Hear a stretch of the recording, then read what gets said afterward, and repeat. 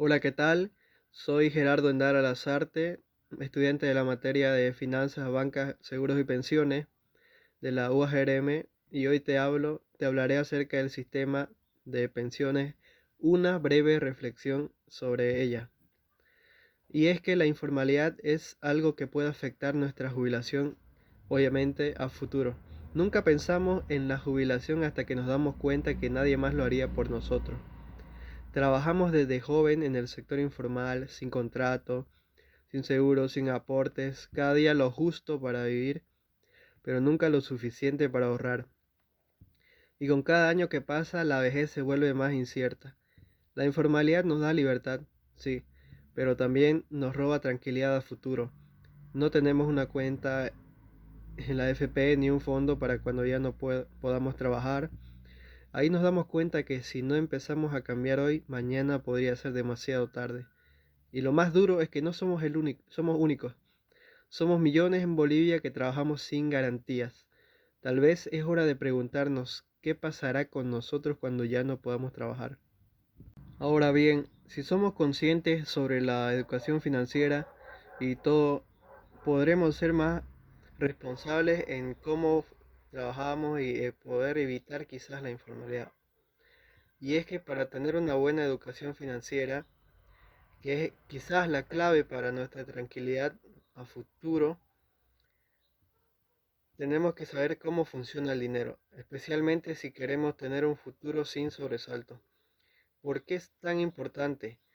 Porque sin educación financiera uno no sabe ahorrar, no sabe invertir, no entiende cómo funciona la jubilación y vive al día. Eso cansa y eso asusta. ¿Cómo podemos empezarnos a educar?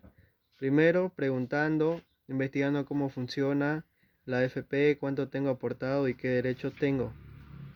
Segundo, aprendiendo lo básico, qué es el interés compuesto, qué es un presupuesto, cómo evitar deudas innecesarias. 3. Usando recursos gratis. Hay videos, libros, cursos online. No hay que ser experto, solo tener voluntad de entender. Hablando del tema, con amigos, con familia, compañeros de trabajo, la educación financiera también es colectiva. No se trata de tener mucho dinero, se trata de saber usar bien lo poco o mucho que tenemos y eso se aprende. Ahora bien, reflexionando e investigando acerca de las diferentes reformas en el sistema de pensiones en Bolivia y cuáles fueron los beneficios a lo largo de la historia, tenemos que el Código de Seguridad Social de 1956 inició con el sistema de reportes de aportes de trabajadores y empleadores, cuyo beneficio fue introducir las pensiones por vejez, invalidez y muerte. Pero el problema que tenía era que tenía una cobertura limitada por la alta informalidad, mientras que la reforma de 1996, ley 1732, que fue el cambio a capitalización individual con AFP privadas. Modernizó el sistema, aprovechó las altas tasas de interés, pero tenía el problema de que excluyó al sector informal un 70% y tenía altos costos fiscales. Otra reforma, la de 2010, Ley 065, era un sistema mixto, inicia con el sistema mixto con gestora pública, renta dignidad universal y edad de jubilación a 58 años. Los beneficios fue que amplió la cobertura y redujo la pobreza en la vejez. El problema que tenía era que tenía sostenibilidad fiscal en riesgo por fondo solidario.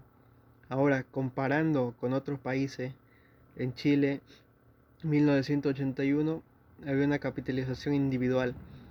Funciona en mercado financiero fuerte, pero en Bolivia no funcionaba por informalidad. Eso era diferente. En Colombia, en 2024, hay un sistema mixto con pilar público, ideal para Bolivia por su enfoque solidario. En México 2020, pensiones mínimas y menos comisiones, adaptable para incluir trabajadores informales y subsidios cruzados. Entonces, ¿cómo lo adaptamos a Bolivia? La clave y la cobertura universal como renta dignidad, el fondo de estabilización con ingresos de recursos naturales, regulación de costos y diálogo social. ¿Por qué? Porque la alta informalidad en Bolivia es obvia, 70% prácticamente, economía extractiva y diversidad cultural que requiere un sistema inclusivo y sostenible. Conclusión, Bolivia necesita un modelo mixto que combine solidaridad y aportes individuales inspirado en Colombia y México para garantizar pensiones justas y sostenibles. Por este motivo es importante darle importancia, vale la redundancia, a la voz de los ciudadanos en el sistema de pensiones, ya que gracias a ella podríamos mejorar todo lo que se hace a lo largo de los años.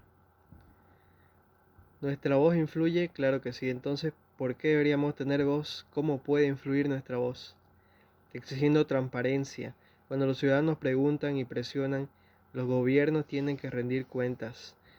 Participando en debates y consultas públicas, una reforma no debería hacerse a puertas cerradas y nuestra experiencia y necesidades reales deben ser escuchadas. También proponiendo desde local con ideas como talleres en barrios, ferias del ahorro o grupos vecinales para crecer hasta hacer políticas públicas. También tenemos que unirnos, no aislarnos. Una sola voz no puede ser ignorada, pero miles hablando fuerte generan cambios reales. Ya saben, si no hablamos, otros decidirán por nosotros, pero si participamos, el sistema puede volverse más justo, más inclusivo y más nuestro.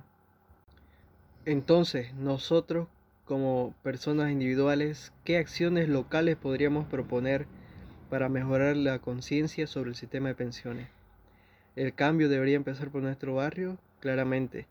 Conozco a la mayoría de la gente que no sabe cómo funciona su jubilación ni cómo revisar sus aportes, qué derechos tiene. Y esto no es un problema individual, es solo un vacío colectivo de información. Entonces me pregunto, ¿cómo podemos hacer desde local para despertar la conciencia? Acciones simples pero poderosas que se pueden proponer en cada comunidad, como talleres en colegios o juntas vecinales, dar charlas cortas sobre ahorro, aportes y jubilación con lenguaje claro y ejemplos reales, campañas en ferias barriales, mesas informativas con jóvenes voluntarios, volantes, códigos QR que llevan a recursos educativos y un sinfín de cosas. También hacer murales o afiches en espacio público, frases como ¿sabes cuánto tienes en tus aportes? Tu futuro no se improvisa, puede generar preguntas y conversación. Videos locales en redes sociales, entrevistar a vecinos o jóvenes opinando sobre la jubilación, cómo pueden hacer algo para mejorarla, interactuar con personas, formar un grupo de educación comunitaria. La educación financiera es muy importante y una vez al mes reunirse para hablar de temas de dinero es lo mínimo que tenemos que tener para comprender el ahorro y el futuro. No se necesita ser experto, solo tenemos que ver, proponer y actuar. Con pequeñas acciones locales se puede lograr y sembrar conciencia para construir un sistema de pensiones más justo desde abajo.